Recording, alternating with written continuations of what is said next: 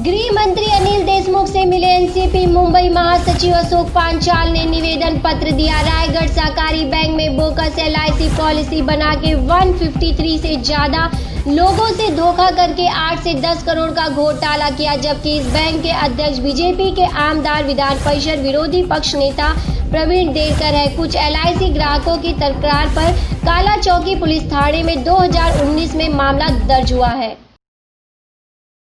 यहाँ पर जो कल हम देशमुख साहब से मिले उनको एक निवेदन दिया गया है, जबकि रायगढ़ सहकारी बैंक में एक LIC के नाम पर करोड़ों का घोटाला हो चुका था।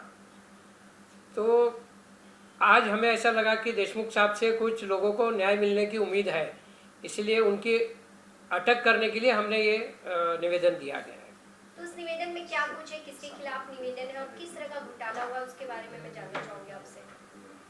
ये निवेदन के अंदर ऐसा दिया है मैडम कि रायगढ़ सहकारी बैंक में 2019 में एक घोटाला हो चुका था और उसके अंदर LIC पॉलिसी धारक को बोगस पॉलिसी बनाकर करोड़ों का घोटाला कर दिया, लेकिन रिकवरी उनके ऊपर शुरू कर दी गई है।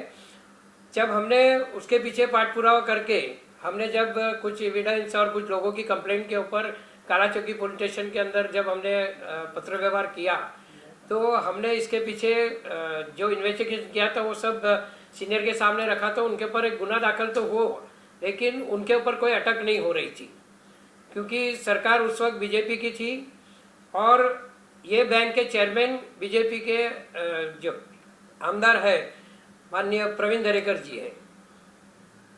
नहीं, महाविकास आघाड़ी की सरकार तो अभी मेरे ख्याल से जनवरी दिसंबर में ही हुई है। तब तक यहाँ पर क्या होता था, जब भी हम फॉलोअप रख रहे थे, तो जब पहले फॉलोअप किया जो मैडम ने, जो सीनियर मैडम थी, उसने गुना दाखिल किया। एक आदमी को अरेस्ट करने के लिए कम से कम 2 महीने लगाए, लेकिन तब तक उनकी बदली कर दी गई जब उसके प्रेशर आता था। उसके बाद दूसरे सीनियर आए, उनकी भी बदली हो गई, लेकिन किसी के ऊपर भी अटैक नहीं हो रहे थे, मतलब किसकी कार्रवाई नहीं हो रही थी। जब जाके हमने उनके ऊपर आंदोलन का इशारा दिया, तब जाके उन्होंने कुछ 2 कारकुन लोग को अरेस्ट किया, जिसका कोई उसमें रोल नहीं है। उनका कहना था कि ये बैंक मैनेजर, CEO और ये लोगों का ही मिली भगत से ये सब किया गया है।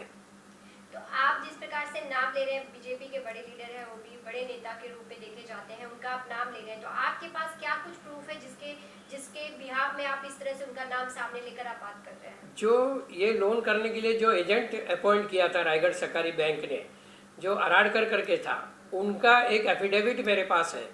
जो लेडी के नाम पे कंप्लेंट रजिस्टर हुई है, वो लेडी की उन्होंने ये एफिडेविट दिया था कि हमने ये सब चीज़ प्रवीण दरेकर जी को बताया था, लेकिन इसके ऊपर उन्होंने कोई ध्यान नहीं दिया हुआ है। प्लस उसका एक वीडियो कॉलिंग, मतलब वीडियो क्लिप भी हमारे पास है, जो वो कह रहा है सबके नाम कि यहाँ पर हर बैंक के अधिकारी लोग इसमें इन्वॉल्व है। तत्कालीन जो राजीव काले चेयरमैन थे, उनका इसके पहले भी एक घोटाले के अंदर ये तीनों आरोपियों का नाम, दूसरी एक FIR उनके ऊपर दर्ज है जो 2015 में, वहाँ पर भी उनके ऊपर अटक नहीं हुई है। वो भी अभी तक बाहर ही घूम रहे हैं, उनके एंटीसिपेटरी भी रिजेक्ट है, फिर भी उनके ऊपर कोई कार्रवाई नहीं है अभी तक।